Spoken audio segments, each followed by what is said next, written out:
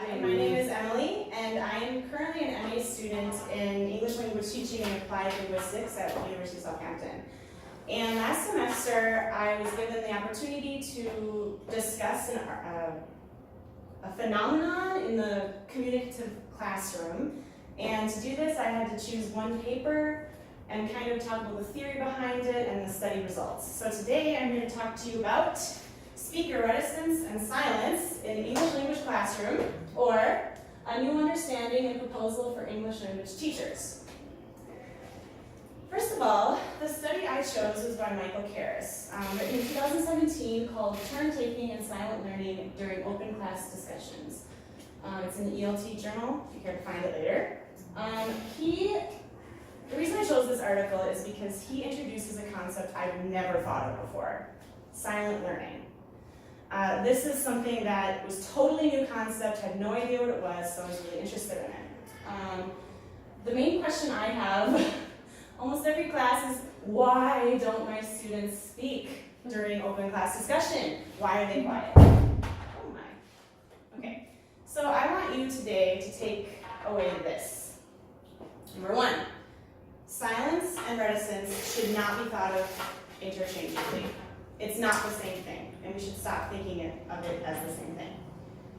And number two, English language teachers and researchers should consider the pedagogical strategies needed to accommodate the silent learner.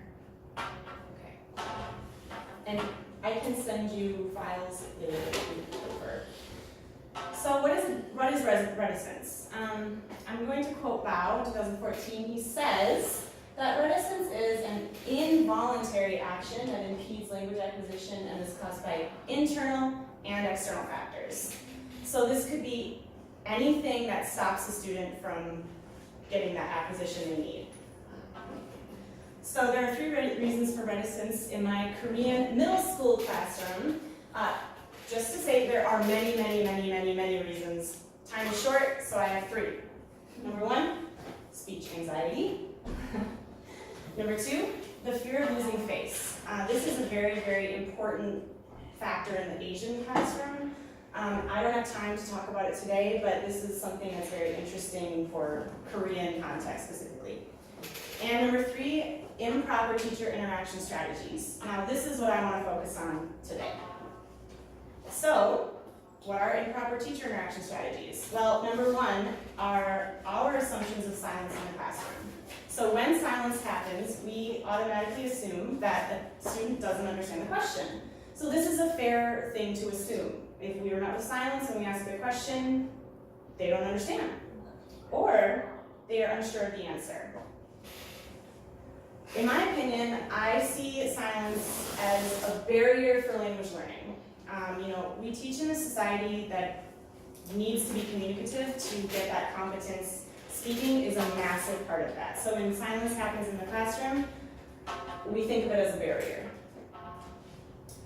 Another reason is students may want to join a class discussion but struggle with how to do so, unless they're nominated by the teacher. Especially with younger learners, they might not feel confident enough to offer an answer, especially when you have dominating students. And this is the case in my middle school classroom. I have students that just automatically answer everything, and because I have a time limit, we just move on. Unfortunately, the silent students get no opportunity to answer. Now, what is silence and why should it be different from reticence? Again, Bao states that silence is a voluntary action that can be used for communication and can enhance language acquisition. Difference being, reticence is involuntary, something the student can't control, whereas silence is voluntary. The interesting thing to note here is that both reticence and silence result in the act of being silent. So this can get kind of confusing, but this is the main important factor here. The most interesting study I researched last semester was by Han Lee, 2014, and they wished to answer the question, why do Chinese students in university level choose silence in the English language classroom? So, I'm only going to focus on the external factors really quickly. First is a bad classroom atmosphere. Second is a competition with other students. Now, in Korea, I don't know about you, but the student test, I can see this being a factor with a very intelligent student not wishing to offer the answer because that's giving the answer to another student. Maybe not at the middle school level, but possibly the high school level. And the last two, the dislike for teachers' personality or practices and not appreciating forced participation, these are both silence as a form of protest, saying, I choose not to speak because frankly, I don't like you or what you're making me do. Hopefully that doesn't happen in our classroom. Happens to me all the time. Okay, so silent learning theory, what is it? Okay. Oh, sorry. It's supposed to be animation. But number one, the sociocultural theory on silence states that there is an inner speech that happens within a student. And that inner speech acts as a mnemonic, instructional, and evaluative function. And Bao states that silence is used to express identity, allow space for others to speak, and to show respect for both the teacher and other students. Especially in Korea, I can see this being true. A very harmonious classroom is sought after, and maybe the teacher or the students decide to remain silent to let others speak. In Karis' study, there was one student who discussed gap noticing. So what she does is she waits and listens to the other student's answer and then decides, where does my answer align with theirs? Am I missing information? How can I progress from here? So, the main question you may be asking at this point is, well, is a student experiencing reticence or are they choosing silence?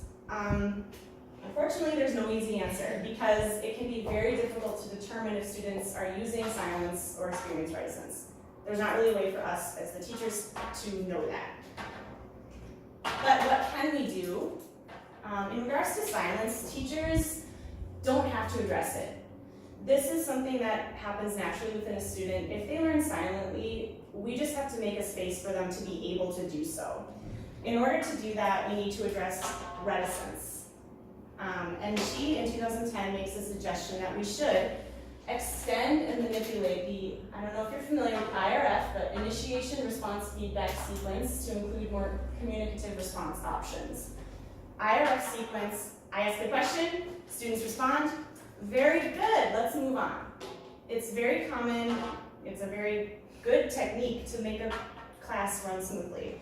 However, when there's reticence in our classroom, we need to be able to open up the communication and give room for the silent learner to happen, as well as give them an opportunity to speak if they wish to do so. Here are some suggestions on how to do that. Instead of asking a question that we know the answer to, maybe asking a question we don't know the answer to, and just letting it be open-ended. We're letting silence happen. Now that's a big one for me, because when you let silence happen, that takes away from class time, and therefore I'm losing control. Well, maybe I should relax my control a little bit, and let that silence just be. Another way is to let the students choose the topics. Unfortunately, I teach a textbook, so I have to follow the chosen syllabus. However, within the key phrase within the key phrase for the day, I can choose topics that the students will be able to use the key phrases for that they want. And the last one is nomination strategies. This is something that I find very difficult and I want to change in my own classroom because I do so much IRF and I rely on my dominant students because they're the ones that are going to help me move my class along at a good pace. However, I want to start doing more small group work during open class discussion, use whiteboards more, things like that nature where students are able to talk about an answer beforehand is nice as well. So that's the end. So what I want you to take away from today is that reticence and silence can be considered differently. And yes, thank you so much. I hope you learned something. Wow, so many resources.